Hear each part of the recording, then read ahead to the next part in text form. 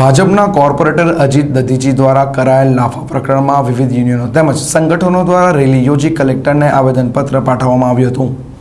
ભાજપના corporator Ajit દધીચીએ municipal કોર્પોરેશનના પૂર્વ ઝોનના કાર્યપાલક ઇજનેરને રાજેન્દ્ર વસાવાને લાફા મારવામાં આવ્યા હતા।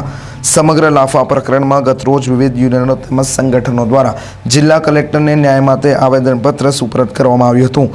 ત્યારબાદ વિવિધ યુનિયનો અને સંગઠનો દ્વારા ભારે સૂત્રોચ્ચાર કરી રેલી સ્વરૂપે મ્યુનિસિપલ કમિશનરની કચેરીએ પહોંચી ઉગ્ર વિરોધ નોંધાવ્યો હતો। ગતરોજ સાંજે કોર્પોરેશનમાં બજેટ સભા હોવાથી રેલીને પગલે કોર્પોરેશન ખાતે ચુસ્ત પોલીસ બંદોબસ્ત ખડકી દેવાયો હતો।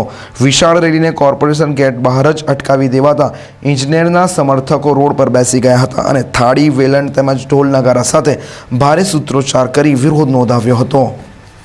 કે આ કમિશનરશ્રીને એવું હતું કે આ આદિવાસી દલિત અને વાલ્મીકી સમાજ વેરવિખેર છે અને આમની પર જેવો પણ અત્યાચાર કરવો હશે, જેવો પણ અન્યાય કરવો હશે એ કરી શકશે એવી એમની મેન્ટાલિટી હતી અને એ મેન્ટાલિટીને તોડવા માટે આજે વાલ્મીકી આદિવાસી અને દલિત સમાજ એક થઈ અને આજે અહીંયા આવેદનપત્ર આપવા આવ્યો છે।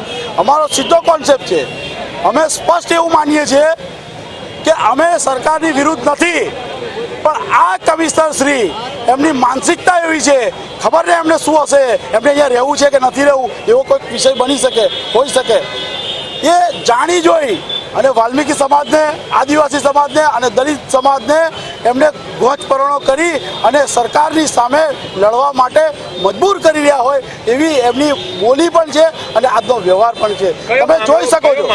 તમે જોઈ શકો છો કે આજે આટલી બધી સંખ્યામાં આ તમામ સમાજ અહીંયા આવેદનપત્રમાં આપવા માટે આવ્યું હોય અને 1 કલાક સુધી જો આ કમિશનર સાહેબ જો નીચે કે ઉપર બોલાવી અને આવેદનપત્ર ના ગ્રહણ કરતા હોય તો આ એમની માનસિકતા છતી થાય છે કે એમની માનસિકતા આ સમાજ પ્રત્યેની ધૃણાની છે।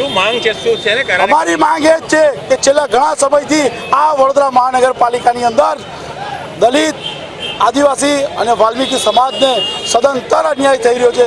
ઘણા સમયથી એમને આવેદનપત્રો આપ્યા છે, અમારી મિટિંગો પણ થઈ છે, પણ એક પણ પ્રશ્નનો આ કમિશનરશ્રીએ નિકાલ નથી કર્યો, એટલે અમારે આજે આ એમને બતાવવું પડ્યું। આગામી સમયમાં શું એક્શન રહેશે? આગામી દિવસની અંદર અમારો 5 દિવસનો પ્રોગ્રામ છે। આવતીકાલે તમામ કર્મચારીઓ કાળી પટ્ટી બાંધી અને નોકરી કરશે અને પ્રતિકાત્મક હડતાલ રહેવું કાલની પરિસ્થિતિ રહેશે। એના પછી રામધૂનનો પ્રોગ્રામ છે, એના પછી માસ સિયલનો પ્રોગ્રામ છે અને તેમ છતાં જો આ કમિશનર શ્રી નહીં સુધરે તો અંતિમ પગલું ભરતા પણ આ સમાજ નહીં અચકાય।